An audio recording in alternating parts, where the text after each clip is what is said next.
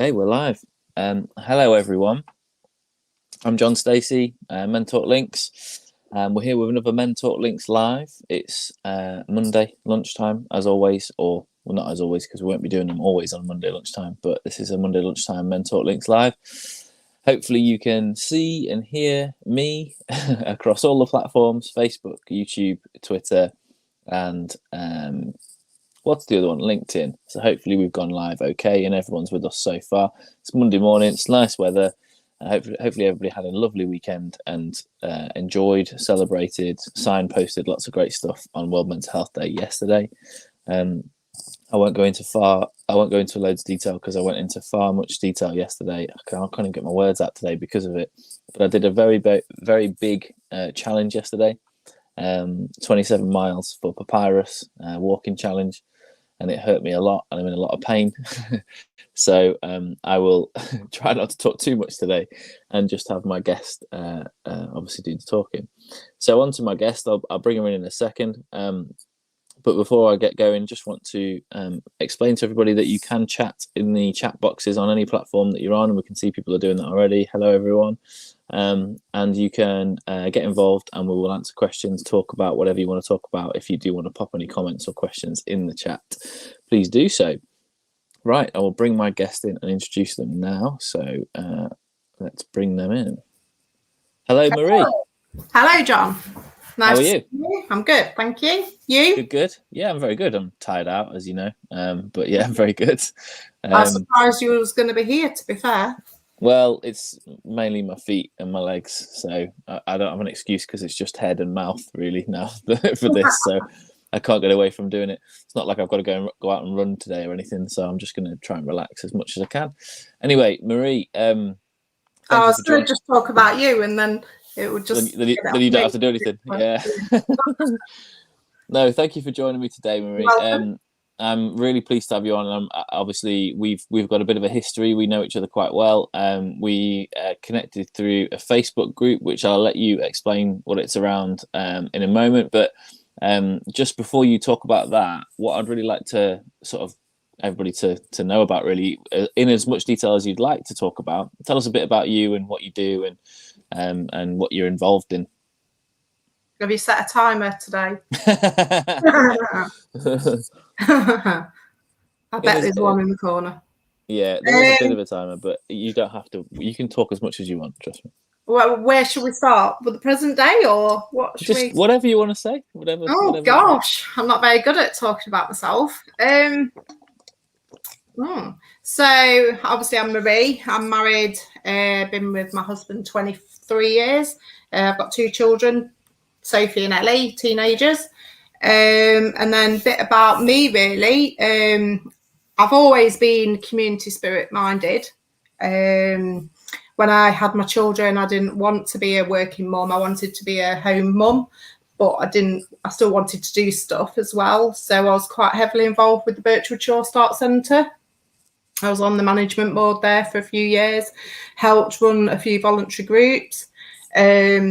Also worked in voluntary in Schaefer House, supported a lot of teenage mums, engaging them to come into the Shore Start Centre, because obviously it's quite daunting when you're 15, 16, 17 and to come into a centre with a lot of older mums who you might feel that you judge by. So we would support them in coming over by going into their environment, working with them and then bringing them in. Did that for a while. I also ran my own mother and toddler group on Birchwood at St Luke's for 6 years. I left there 8 years ago. Then went to work in a primary school, which I absolutely loved, as a dinner lady. That's where my passion is, really, at schools with the children and stuff.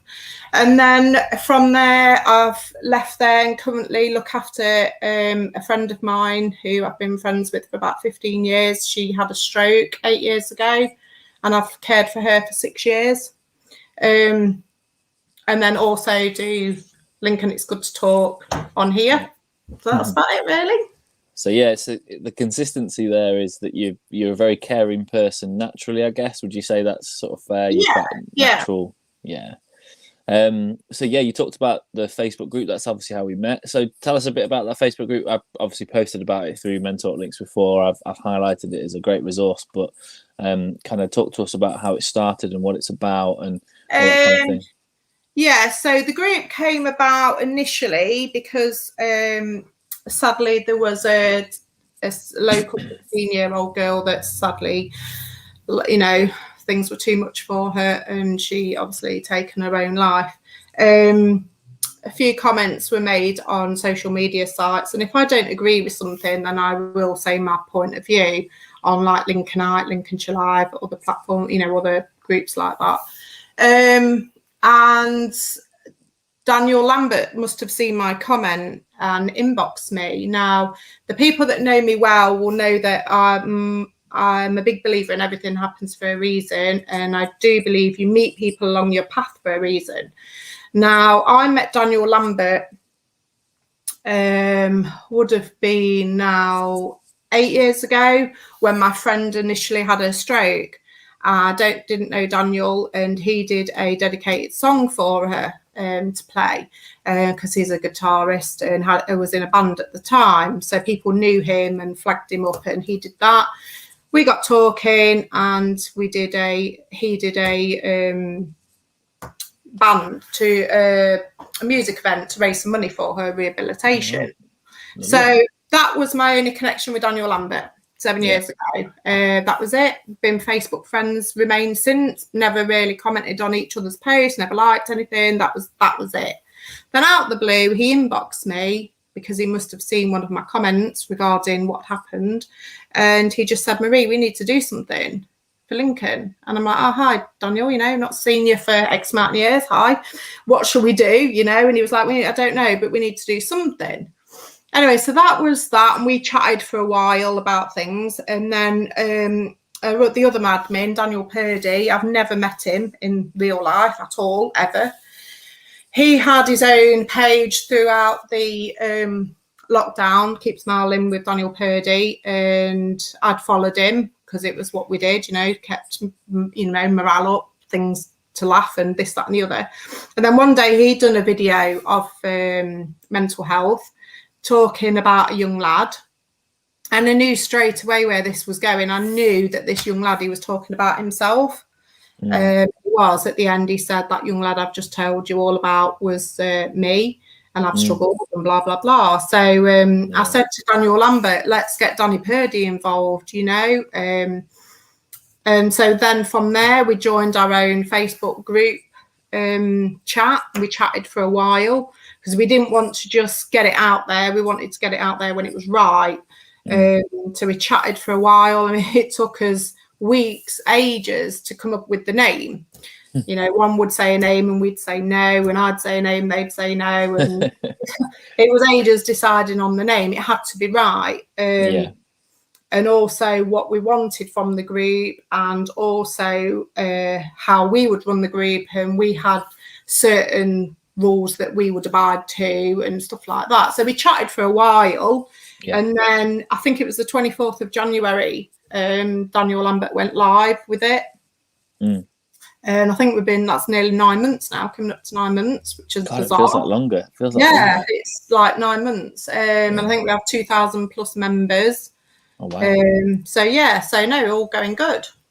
So just kind of like going back to what you're saying about the group, and kind of, so what I want to highlight here is that I think a lot of people don't realize the importance of what a group is and what a Facebook group can be, because I think people join groups and they might not really engage in them. They might have them for little bits of content that they'll see from a group or whatever, but they won't necessarily interact, engage, or whatever. That it's just part of their Facebook experience. It's nothing important. Do you know what I mean? I think when I started MENTalk Links, obviously it's just about a year MENTalk Links has been running now. I was on the search for everything that was local, that was fantastic. It's part of what we do. A massive part of what we do is just to support and promote everything that's local, that's doing great work for mental health. And I was really, really, really, really, really surprised that there was hardly anything that was like localized groups around mental health. So nothing in the local area that was specifically for mental health. And actually more surprised than ever that there wasn't anything that was talking about mental health and like getting, peer support and people helping each other, etc. And then it was one of the members, actually, Jade, who we were on a call together about the services locally, and we were just feeding back to the services, and we were talking about how Lincolnshire needs this, Lincolnshire needs that. We were both on a pedestal about it and ranting about what we need. And Jade was like, "You need to get involved with Lincoln. It's good to talk." So that's when I found the group. Okay. And basically, I come onto the group, and originally I was kind of watching the group and just thinking, this is great. I mean, this is people talking. This is people highlighting their sort of like, issues, perhaps problems, sometimes really nice stuff, sometimes really positive things. And generally the complete outlook of it was people helping people. And I fell in love with it. I thought, what a great idea. What a fantastic idea that it's people helping people as much as they possibly can. And at the very sort of bare bones level, the very, very basic level, it was a safe space for people to offload. So I loved it from the start. But I think you'll admit this, but I don't think really I expected, or you expected, that it would grow so big and so fast. No. Gone mad. When you go, I suppose yourself, when you go live with something, you don't know where it's going to go. You have no idea. It could have fell flat the day after we went live. I know it was shared on various other groups, obviously, to get a name out there, and we had so much positivity out there. I would say nearly 98%. There was a couple of comments that was made that were saying, because I'm not a professional and I will never admit, I never will say I'm a professional, I'm not. And people were saying how you cannot mess with mental health, people's emotional health, if you're not a professional. You need to not do this, blah, blah, blah. There was a couple of comments like that. And I disagree there because for myself, personally, I've never struggled with my emotional health. I've had bad days, as we all have, but it's not impacted my day-to-day living. However, I was brought up by my mum that was a functioning alcoholic who, because of her lack of communication with me, how our relationship ended when I was 17. So from early on, I knew really we should talk more. And it does help if you talk more. It stops that emotional fizz building up if you talk on a daily basis rather than building something up. And then my daughter, my oldest daughter, who's 19, in 2015 came off the normal pathway of the education, and she struggles with her emotional health. And we was put on to CAMS. And I didn't even know what CAMS was then, I didn't even know what depression was, anxiety, panic attacks, I didn't know anything. And we went to CAMS, and they are a good service, but however, there wasn't for us, and there wasn't for a lot of families that I've now came across over time, mainly because I think of funding, the whole budget. And then you had to come and meet a criteria, tick boxing, etc. So, and it wasn't really good for us. My daughter's also autistic and got ADHD. So if the counsellor didn't understand or was trained in autism and ADHD, you cannot really then counsel somebody. Unless you fully understand. So from there, we met other people along our way, but often people come to my house and they always chat to me, my girls' friends and stuff, and they've always said, Marie, you're really easy to talk to, you understand and listen and stuff. So we went ahead with the group, and I just find that the group works so well because now I know we're not professionals, but everybody on there has a story to tell. And when people say stuff, people are sat at home reading it thinking, I can relate to that. That's happened to me. I'm not the only one that's struggling. And I do know from the group that people have met other people in the group and gone off and made their own connections and that they do their own things, or they've met people in the group who say, oh, well, I go to this group and I go to this group and I go to this group that they wouldn't have known of. And also by people talking about what they've been through along their journey, people then say what services helped them. Somebody told me they went to White Gables. I didn't even know what White Gables was, So I think, didn't until recently. So by having link and it's good to talk, and everybody's talking on there, and then they go off and branch off to like your group and other group, and everyone's talking. It's making people aware what's out there, or there is support just in our group, you know, where you can talk on a daily basis. There is always somebody going to be online, always. If not myself, we've got 2,000 members, somebody will be online to talk to. And sometimes I don't think it's the fact that you need a professional counsellor. No. You just need someone to talk to, whether that being I'm having a shit day, I need someone to just offload. Or just a general chit chat. It doesn't have to be deep. It just has to be, hi, how are you? I'm okay. And that's enough sometimes. Mental illness is incredibly isolating, and it makes you feel so alone in it. And I mean, this is exactly what you said is kind of how I've always felt, and what I think people like yourself and the group and MENTalk Links and other groups that are similar are trying to do is fill that gap, which is, you know, we aren't GPs, clinicians who don't know who the people are. They're just numbers to them. And, you know, yes, they are helpful, and they can help, and they can really support people in using their theory, their knowledge, their, you know, whatever sort of a kind of amount of knowledge they do have to help people get better. Of course they can. But they're not. With mental illness, it's tricky. You need to know someone. You need to be able to relate to them, and you need to be able to kind of connect with them a bit more. And those that are GPs, clinicians, psychotherapists, psychiatrists who do that, they're the ones who win. Do you know what I mean? They're the ones who really make progress with people. But we're also not, you know, the beauty of your group, and you said it really well actually, in the fact that there's people meeting new people, is that when you're in this group, and this is what I found actually, because I've opened up and I've been quite down in that group before. I've posted some quite negative stuff because I felt safe doing so.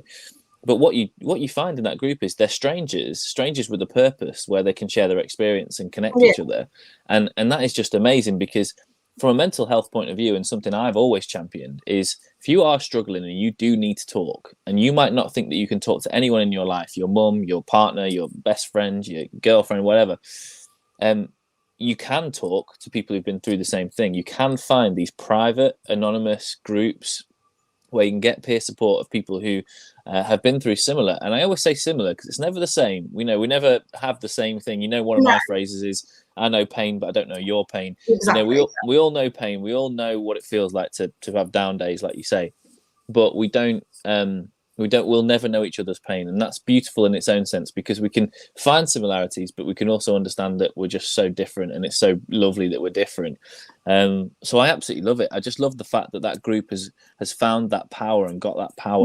I mean, just the other day at the weekend, a lady posted something, and I kind of now know a lot of the regulars. I recognise names. I remember what's been said. I remember stuff. Your memory's brilliant, by the way. I don't know how you remember everything. It's crazy. I don't know neither.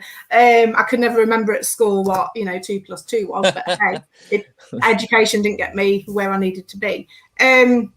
So I kind of remember people that are on the group, and I remember their bit of their life and stuff. So when somebody posts something and then a member comments and I don't recognise the name, then I can see how long that member's been on the group.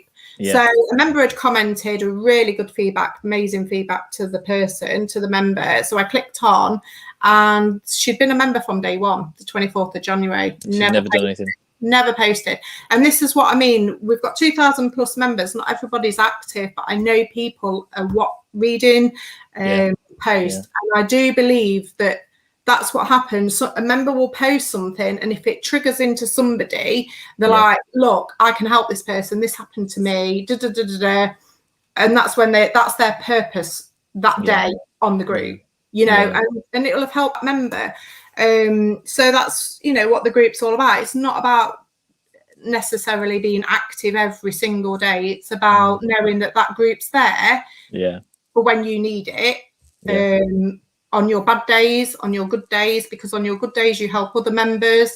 On your bad days, the members are there, and we've had some members that have had some really, really dark days, really bad days, and the members are there, and I work myself. So if I'm at work and I'll check in on my break, or I'll check in when I finish work, and I open a post and there's 50 comments on there, you know, of the chat that's been going on. And I'm just thinking, that's amazing. That's not me that's feeding that. That's not the admin that's doing that. That's you guys. And that's what it's all about, the group. Yeah, I think that's really nice as well. I mean, you're a very humble person, and you obviously sort of like are quite happy to. I don't do praise, John. No, you don't. But you're quite happy. You're similar to me in that, but you're quite happy to say, look, the group are helping the group. This is you guys helping each other, and I think that's really great that you do, because some people don't realize how helpful they are. Some people don't realize that they need to be told, and we know that because we're both the same. You know, we're the same as that. We don't like being told, but I think your management of the group goes under the radar quite well, in a good way, because, you know, people don't think, oh, she's sort of, like cracking the whip and telling us all off and stuff. But at the same time, the thing is, I'm not bothered what people think of me, John. We've got people out there who, you know, probably doesn't like me. It's probably people watching today that don't like me. I don't really give a crap, to be fair. But if the group or there is quite a few people. But the group and what influence I can do, if that can save one person from taking their life, I've achieved what I need to achieve. Yeah. I'm not bothered about the people talking behind my back, whatever. That's irrelevant, you know. That's a good way for everybody to be. Yeah, like, I'm really not bothered. Yeah, and if it can change, and I know the group has saved lives. I know that for a fact. Yeah. And I know the group has changed people's perspective on life. So it's not necessarily, you know, their darkest days, but it's about they're changing their perspective on their daily living, or saying, have you tried this? Have you done this? Have you tried this? And people have tried things and doing stuff, and they're a bit more active now, and like I say, meeting other members and doing stuff. So yeah, that's what I hoped to get out of the group, and that's how the group's working, because it wouldn't matter if I did my post every day, if I did this, that and the other, how active I was in the group. If the members aren't replying, if the members aren't sharing their stories, the group wouldn't work anyway. So to me, when people are like, oh, well done Marie, I'm like, yeah, but it's not about me, I'm doing my bit. But you guys, if you didn't reply, if you didn't talk, the group wouldn't work anyway. No, I get what you're saying. I think some people might think that you're doing it all. Like, you know, someone posts something and Marie's ringing everybody going, can you help so-and-so? Can you help so-and-so? Can you get on there and comment? And it's like, I don't think, you know, I think people do I really don't have the time for all that. Yeah. That's what I mean. I think people forget that actually this is a completely open group. And like you say, people dip in, they do what they want and they do what they can. And actually some people don't say anything ever. And then they will out of nowhere, like you say, or they'll, for all you know, they won't say anything forever, but actually just reading other people's stories, reading other people's comments to those stories, that can help them, because again, we're all quite similar, aren't we? I've been on a walk this morning, and there was a member that came on the walk today, and they never comment, but they read, and that's enough for them by what they read to know that, you know, they're not the only one in the world that's struggling or thought that way or did this or did that, and they get enough what they need to on the group. I think that's an important message, because we obviously talk a lot about talking. We need to talk. We need to talk more. We need to communicate more. But part of talking and communicating is listening and watching and taking stuff in. So, you know, talking is a two-way thing. And I think what people get scared of is, I have to talk. I have to be part of this and I have to talk. But no, you can be part of something like this and actually just like, you know, just listen in to what everybody's saying and take that information. And then you're kind of away. You get a lot from it. So I like that. I'm just going to skim through the comments because we've had loads of comments. Sophie's obviously watching. She's saying how amazing you are. She says you're an amazing lady. Saved her multiple times. David's cracking some jokes about it only being a woman thing. David's a regular to the speakeasy, and he's a lovely guy. He's a lovely guy. David Caulfield's here as well. Hi, David. Laura Moulton. Hi, Marie. Hi, Marie. Great work. You're a credit to us all. Lovely. That's lovely to hear. And then Caroline says, is my thumb okay? No, it's not. I've just cut it on something and I don't know how I've done it, but I'm just licking it and making sure the blood doesn't go everywhere. So thank you for pointing that out, Caroline. Julie's here. Amazing lady, Marie. Always there to support us all. Hi, Julie. Have you got back from Essex? That's good. She's just come back from Essex. She was going to try and catch us live. So I haven't seen you in ages, Julie, so I hopefully see you soon. But yeah, nice to see you all. Yes, talking of walks, tell us about the walks. What are you doing with these walks and how important are they? Because that was an interesting part of it. It was me and you that did the first walk. Yeah, we did, didn't we? Before they went publicly live. So we trialed it, didn't we? When we met up. Yeah. I don't really know how it all came about, really. You were inspired by me. That's what it was. Yeah, must be. Yeah, John can have all the credit. Yeah, I don't know, really. They've just sort of really gone from strength to strength.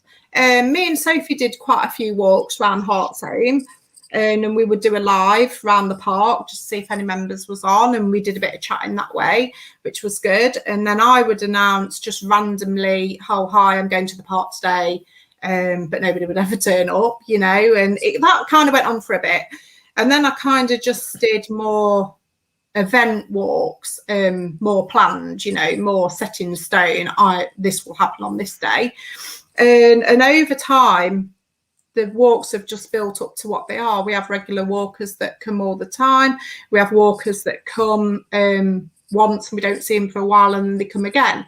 The walks mainly are men that come on a walk, which, really? Is amazing in itself, because I never ever thought a man would come on a walk with a woman that's organised it, if you like. Because it's not a bloke thing, if you know. So we did a walk at the Lincoln Cathedral, and I think there were 7 men and me. Yeah, so we've had men obviously that come. We've had men that have come on a walk and cried on a walk, which is, you know, fine. We've had people come on a walk that don't talk, which is great. You don't have to talk. We've had people that have arrived on the walk that are full of anxiety, shaking, and in a bad way. Again, that's fine. We have teenagers that attend the walk, men, obviously, women, slow walkers, people that struggle with the mobility. So anybody really. People bring the dogs, the kids, anything really. So you know, there's no criteria to fill on my walks. No. Anybody's welcome. I don't do criteria, I don't do tick boxing. So anybody's welcome to come on the walk. The walks are never planned as in structured of what's going to be said. You know, there's never a topic that we're going to talk about today. It's kind of just like what we're doing now. We just chat and things just spiral off. Whoever comes on the walk, we generally just all walk, and then we kind of just walk off in pairs and then chat, and before you know it, you're chatting to another member and then another member and then a different member, and that's how it is really. But the walks will continue all over winter unless it's absolutely pouring down. I don't want to change the walks to let's now go to a coffee shop, because I find that the chat doesn't work straight away with a coffee shop meet. My walks will never take place in a pub, ever.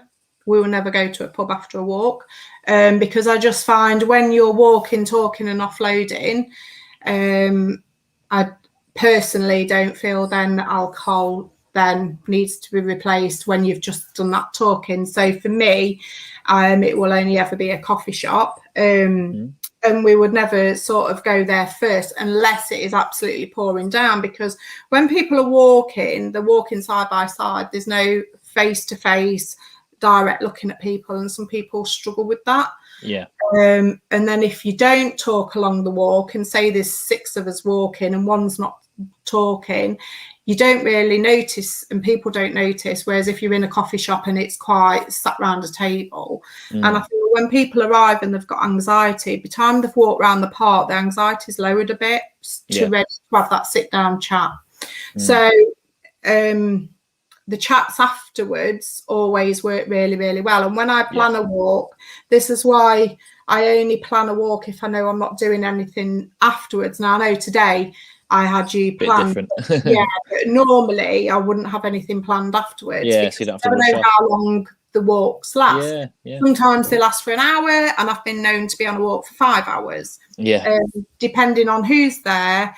Sometimes in the group, people don't want to chat, but as people slowly start going off, a member really opens up to me, and I have had a male member attend for weeks and weeks and weeks, and just the other week everybody had left and he really, really opened up to me, and we connected really well because we had a lot of similar things to chat about. Without that chat, I didn't know that either. So that was good.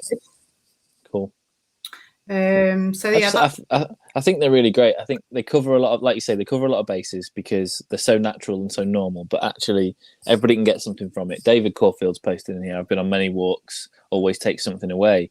And I think, you know, I've been on a couple of walks with you guys, and like I liked how everybody who's come in, you could tell that they were coming, and there was an element of being a little bit out of their comfort zone, some of them, but actually at the same time they were kind of smiling from minute one because they realized that they're in the open air, they're with other people in the same boat as them.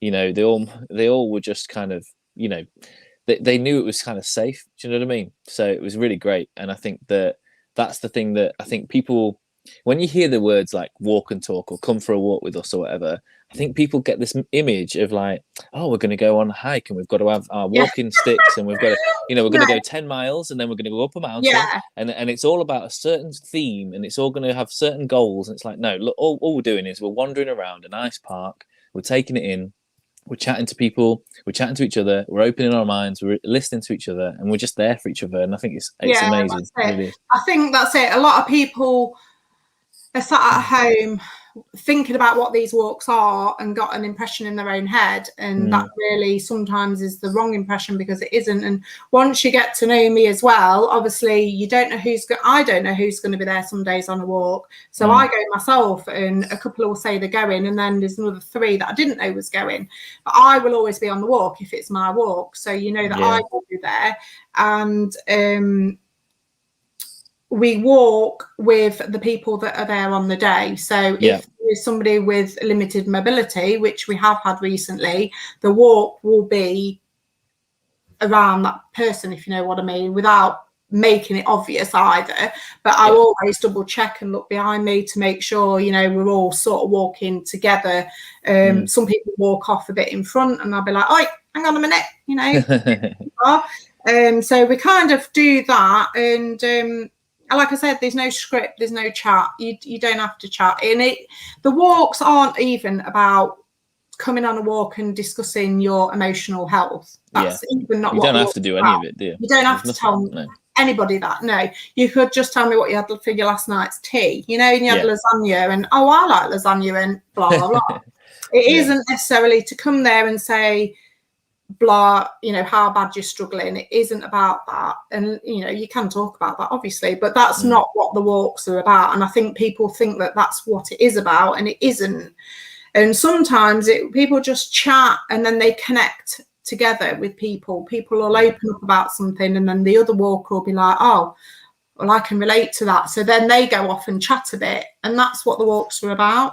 That's what ended up happening with me. So I was there and I didn't know what to expect. I just was quite happy to meet new people, and you know, I was talking to people, and as I was walking around, every single thing that people were saying, I was like, my eyes were lighting up, and I was getting so much energy because I was like, oh my god, that's like what I've been through, and what I did was this. Oh my god, this is great, and I was just chatting, and before I know it, I was like so like buzzing and exhausted from talking so much. It was brilliant. So we've had a few more comments.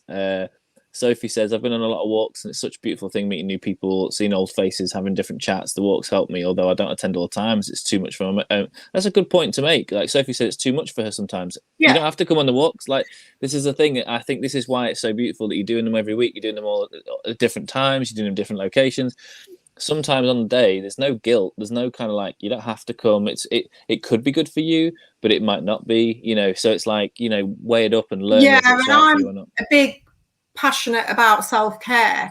If I don't, it's not got to the point where I say, oh well, I come on a Monday's walk and today I feel really really bad, and I best go, because if I don't go, Marie's never going to let me on a walk again, and it's not like that at all. People don't come for weeks and then they arrive, and it's great, you know, and we just chat like I saw you on last week's walk sort of thing. So you have to always remain true to yourself. If the walk you think you'll get something from, brilliant. But if really that day is too bad for you, you have to do your own self-care. That's it. Tyler's here as well. He says, I really enjoy the walks. He says, with the walks, you take out of it what you want. There's no tick box criteria. The walks are there for taking and members really do support each other. The walks are something to encourage people getting out and having that incredible, important, safe space. Exactly right. That's summing up what we've been talking about for 10 minutes, really. And Zion's here. He says, "Hey, John, well done for yesterday." Yeah, Zion, well done you. You were with me yesterday, so well done to you as well, mate. Anyway, less about me. So finally, Marie, just one more thing, because I don't want to keep you on too long, and obviously we've got lunch and stuff that we need to probably get. I just wanted to talk about the 11 p.m. slots though, because I don't think people understand them as much as what they're for. So if What's I can say that again? The 11 p.m. post. Oh right, yeah. Cool, go for it. I don't think people understand what they're really actually for. So they've been around from the second day of the group opening, because when we originally opened, when you post to the group, your post goes to an admin, and an admin has to approve your post. In case it's sort of dodgy or spam or something like that. That will always remain the same. So, but obviously as admins, we come offline at various times of our own level, of our own life. Yeah. So obviously the first night we went live, somebody posted, I think at 2-3 in the morning, really struggling and wanted support. Yeah. An admin didn't see it till 5-6 o'clock. By then, it could have been too late, or that person could have been worse. Yeah. So I decided to do the 11 p.m. post, because I work 6 nights a week and I get in at 11:15. So I know I am available 6 nights a week at 11. I write the 11 p.m. post purely for members to find that post.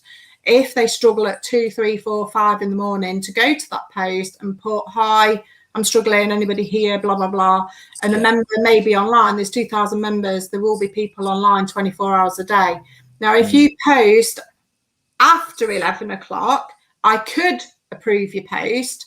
However, I could not, because we might be, me, Daniel, and Daniel could be offline. So that's the post to use if you really are struggling at 11 o'clock. Yeah, use the comment section, write it in the comments, and people will chat to each other there. And we've had 100 comments before now going on. Yeah, it works really well. Yeah, it works. It also works because people then wait for that 11 o'clock post, and for some reason it lowers their anxiety because they've seen the post.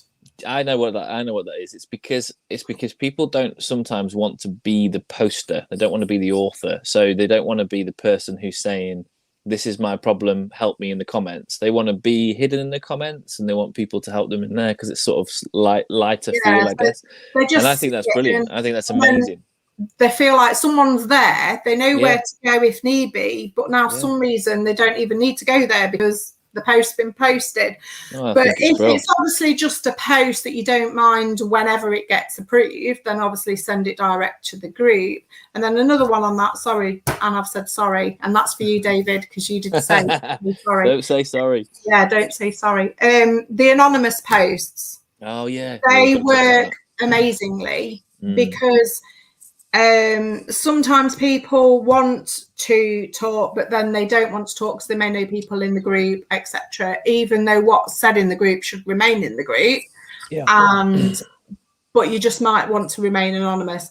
So the anonymous posts work really well. If you say whatever you want to say, whatever you want to reach out, whatever you want to say on that anonymous post, you click on the anonymous post, it will still go to an admin approval. It'll always go to an admin approval for obvious reasons. And if we as admin feel like it's okay to go to the group, we'll approve it. And you will remain anonymous throughout the chat. So if you get a reply from a member and you want to reply to that member, you can then carry on chatting as anonymous. Obviously, the admins will know who you are, but you will still remain anonymous. Which has worked really, really well. And I do know members that post by their name sometimes also use the anonymous post when they need to. So they are there, and they do seem to work. So use them. It really works. I mean, just as an aside to that, I've seen obviously anonymous posts, and I've commented on the anonymous post trying to help out or whatever. And then I've had someone DM me and say that was me in the anonymous post. I'd like to talk more. And you know what? I love it. I love that, because I'm like, that's so like. That's exactly what this is for. That's what it's for. They were scared. They were scared of public. They were a little bit scared, anxious of publicly saying what they wanted to say. But then they realised they got some support, and then they realised actually I could get some more here. I could take a step forward and get some more support by just DMing this person who's kindly offered to help me. And I just thought, that's exactly what this is for. Like, you know, they didn't know that I'd be able to help them. So and they're so, without having that strength to post that anonymous post, you're still sat at home struggling when there is that free service there. Use it. You know, if you want to remain anonymous and you don't want to publicise yourself, then please go anonymous. And then that just leads me on to my teenage posts. Oh, yeah. Obviously, so I post every single day to you teenagers. We do have lots of teenagers on the group. Obviously, I've got 2 teenagers myself, so I know a lot of teenagers in Lincoln. So I recognise a lot of names. So I dedicate a post to them every day. Some days I get a reply from them. Some days I don't. It doesn't matter. I will still always post, because my theory is the teenagers get a bad press out there. There is not a lot of support out there for the teenagers. And I just feel if I post every single day, one day when they're struggling, they might just think, look, Marie's been posting now for 9 months. We don't reply to her, but she's still there. So I'm getting emotional because sometimes it's the long sort of like game, isn't it? You've got to play the long game with younger people sometimes, because they will put a barrier up. They will put a barrier up. And there's a few teenagers that privately inbox me and we chat through private chat who are on the group, and I know for a fact they read the posts. So sometimes they do reach out, and it's brilliant when they do, because when they do, then another teen does, and another teen does, and another teen does. So that's great. Sometimes on my teenage post, and I haven't done it for a while, but I might do it actually, I do a flip. I ask the adult members to say what would they do when they was younger, if they could have changed something, and how would they have reached out. And you know, so many members then comment but never ever post, but they comment on this teenage post. So I don't purposely sit, or what shall I post to the teenagers today? Something will happen in my own life, my personal life, my children's life, that just then thinks, right, that is the post today for the teenager. And that's how it goes. Very natural. They do come across very natural, and they do come across quite timely sometimes. You know, some of the posts you put out, it's very much based on what's going on right now. Yeah, and I kind of try and write it that I'm writing to that teenager, like, how are you today? Yeah. So the teenager that's reading it is reading it that, oh, Marie's talking to me. And which again, I think is just so much more connectable to the young people. I mean, I work in schools now. I've got a schools project running, and when I talk to the young people, I literally am crying out for them to tell me what they want to hear and what they want to talk about, because you cannot dictate to these people, and you cannot force through their minds what you want them to hear. So this is the problem, that sometimes generationally we have a divide where people in our age range or whatever may go, right, teenagers, you need to listen to this bit of advice, this one sentence, and you'll be fine. And that in itself literally makes them not want to listen to it. So it needs to be a bit of a back and forth. It needs to be a two-way thing. And so that's why I love those posts, because sometimes those posts would be one tiny bit of, you know, nice worded information, and actually what it might spark is a conversation for them to start asking questions and start turning around a conversation. And that's where it works. And that's it. Even if they don't reply on the post, they may be replying with their friends, their own parent. They may just think, look, I need to chat to mum today. I need to talk to my dad. I need to talk to my auntie, whatever. Or private inbox somebody. I'm hoping that post sits with somebody that day. And sometimes members will put, oh, thanks for that today. Well, that post was meant for you today. That is my theory on things, you know. So that's why I post to the teenagers every day, in hoping that one day, if a teenager is struggling, they might think, I'm going to inbox Marie. She's posted so many times. She may know something. So that's my theory with the teenagers, that hopefully they will post. But I have a few teenagers that come around to my house, because obviously I've got teenagers. And one young lad, I was chatting to him once, and we was chatting for a while, and he really opened up about things. And I just said to him, why don't you chat to your own family? You know, why don't you chat to your friends? How come you're chatting to me? And this has stuck with me ever since. And this was a few years ago now. And he just said, Marie, I can chat to you because you listen. And I just think that is such a key. It's all right us saying talk, everybody must talk. Yeah. But unless you can find that person that generally will listen, then it's really important. Yeah, you're not going to talk, you're not going to talk. And sometimes people find people to talk to, but then they end up turning it back on themselves, and they're like, the fake empathy. And I've got this and I've got that. And Yeah. it's kind of like, that's not really what I wanted out of this chat. Not a competition where you got to tell me what your ailments are versus mine. And sometimes there isn't really an answer for anyone. I'm sorry, there's just no answer, but you just want someone to listen to you. And sometimes it's different as well, like where your family and your friends are too close. So you need, like I said before about the stranger situation, you need someone who's a bit different. I'm hoping, as you've just said that, I'm hoping one of our members watches this, and I'm not going to say any names. Please don't.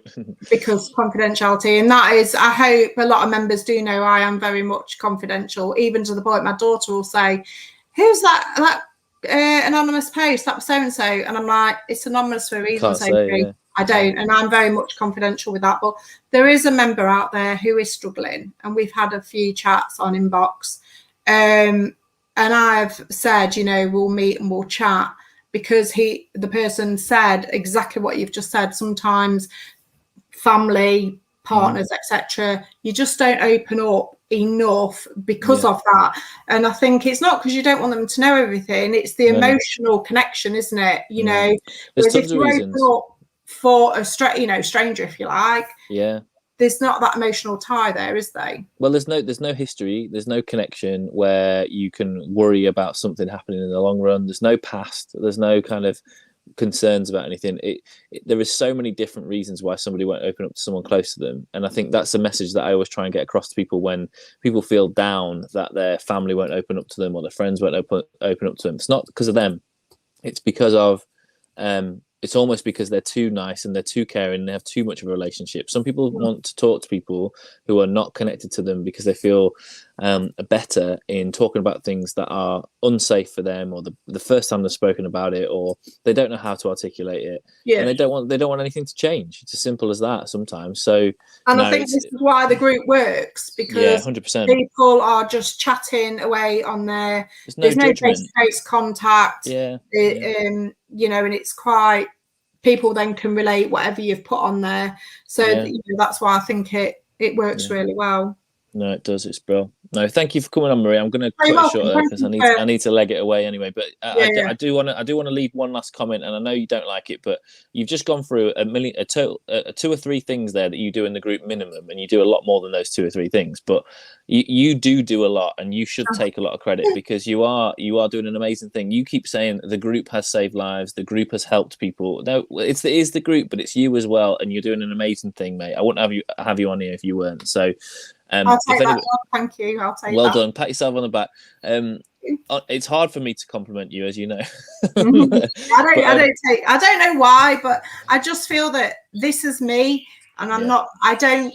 Somebody once said to me many years ago, "You're doing that for the limelight," and I'm not doing it for the limelight. The thing is, you keep saying what I do, but you keep saying this is me. Well, what's wrong with this is me, as in you being amazing? Because I think you're amazing, and lots of other people do. So there's nothing wrong with you being amazing and just accepting that people think you're ace.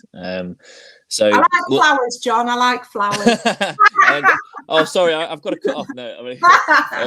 No, I expect a big bunch on Wednesday. No thanks. Anybody else who's still watching, please do have a look on the group, and do join the group if you feel like it might be something you need, and do get in touch with either of us at any point if you've got any problems. We're always able to help, or try and help and signpost. So go on Lincoln. It's called Lincoln It's Good to Talk. It's a great group, and we've just been talking about it for 48 minutes, so hopefully you've got enough about it. That's not bad. That was good. The comments are just echoing what I'm saying, just these final few comments. Sophie, Tyler, David just saying how amazing you are. So and Caroline's saying flowers for Marie, so we're going to get you some flowers, but, but we're not really. We'll just send you the emoji. We'll just send you the emoji of the flowers like Caroline has.